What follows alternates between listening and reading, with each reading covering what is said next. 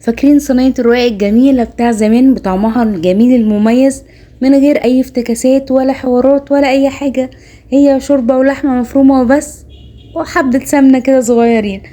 السلام عليكم ورحمة الله وبركاته، معاكم دعاء زين. ان شاء الله النهاردة هنعمل صينية الرقاق باللحمة المفرومة بطعمها التقليدي الجميل. اي حد واخد على الطعم الجميل بتاع زمان هيفتكرها، وان شاء الله هتعجبكم. الفيديو اللي فات عملنا الرقاق بطريقة سهلة جدا وحفظناه عندنا لغاية ما يجي وقته ان احنا نعمله، بس انا عملت كله في نفس اليوم علشان كنت هعمله علشان التصوير. كنت سلقة لحمة، ما بحبوش على شوربة البط لاني ما باكلش البط اصلا، ما بحبوش خالص. فاللي عايز شوربة بط يعمله، اللي عايز لحمة يعمله، اللي عايز اي شوربة بيفضلها يعملها. غليت الشوربة كويس وزودت يعني ظبطت الملح بتاعها، وحطيت فيها معلقة سمنة كبيرة محترمة كده سمنة بلدي. وجبت صينية، انا كنا متفقين ان احنا عاملين الرقاق على صينية 28، بس انا في لحظة كده غيرت رأيي وعملتها في صينية 30. دي الصواني اللي هي بتاع البسبوسة، اكبر صينية فيهم. عملتها ليه هنا؟ علشان نعرف لو الرقاق جه صغير على الصينية اللي عندنا ازاي نظبطه وازاي نعملها وتطلع زي الفل ولا كأننا كنا عاملين فيها حاجة خالص.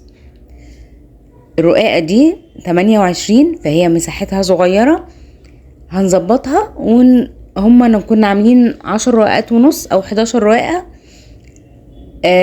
هنعمل 4 فوق و4 تحت، والاتنين الباقيين هنظبطهم في المساحات الفاضية.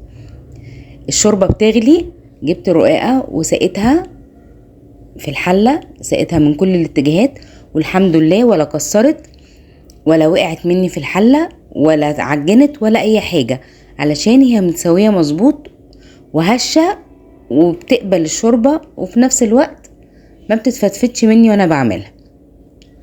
حطيتها، دهنت الصينية بالزبدة كويس جدا، وحطيت اول طبقة، ما قضيتش طبعا، كسرت نص واحدة وحطيتها. وهبدأ اعمل الطبقات 4 طبقات تحت بنفس الطريقة، ما بحطش سمنة في النص. اللي عايز يحط سمنة في النص مفيش اي مشكلة، بس انا ما بحبوش دسم زيادة عن اللزوم، لان احنا بناكل حاجة مش عايزينها بقى تكتم على نفسنا بقى ونفضل الحموضة وتعبانين منها. لا، الحاجة الخفيفة المظبوطة بطعمها جميل هتبسطي منها ومش هيحصل اي مشكلة. حطيت ال4 طبقات اللي انا عايزاهم تحت، وكان عندي لحمة متعصجة في الفريزر، طلعتها فكت وبردت خالص، وبدأت احشي بيها. بفرد الصينية كلها، بفردها باللحمة السمك اللي تحبيه، اللحمة برضو اللي تحبيها. بتحبي اللحمة كتير زودي، بتحبيها قليل زودي، بس دي في الوسط معقول، لا كتير ولا قليل.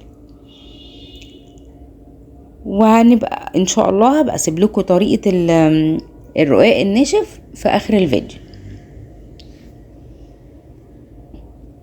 ظبطت اللحمة وحشيتها كويس. اهم حاجة عادي مفيش مشكلة تيجي على الاطراف، ما تجيش على الاطراف مفيش مشكلة، بس اهم حاجة تظبطي اللحمة في كل الاماكن عشان كل قطعة تطلع اللحمة فيها مظبوطة زي بقية الصينية. جبت الرقاق تاني وهبدأ احط طبقات على اللحمة واظبطها. في الوقت دوت بكون مشغلة الفرن على اعلى درجة حرارة علشان يكون جاهز اللي انا ادخل فيها الصينية على طول.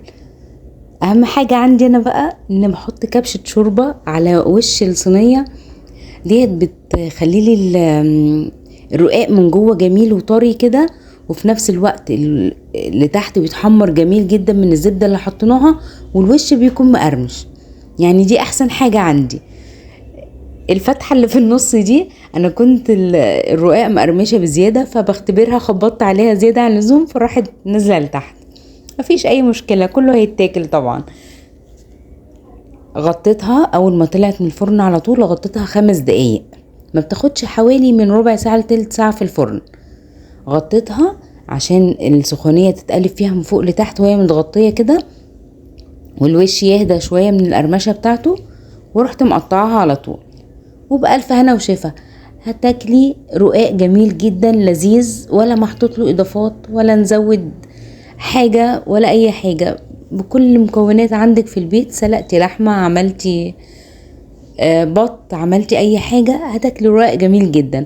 وفي اي وقت هيهف عليكي انك تاكلي رقاق، تعمليه في البيت وبكل سهولة وبكل بساطة وتخلصيه، وبألف هنا وشفا لكل اللي هياكله. لو وصلتي معايا لغاية هنا ما تنسيش السبسكرايب واللايك والشير، كومنت جميل منك. باي باي.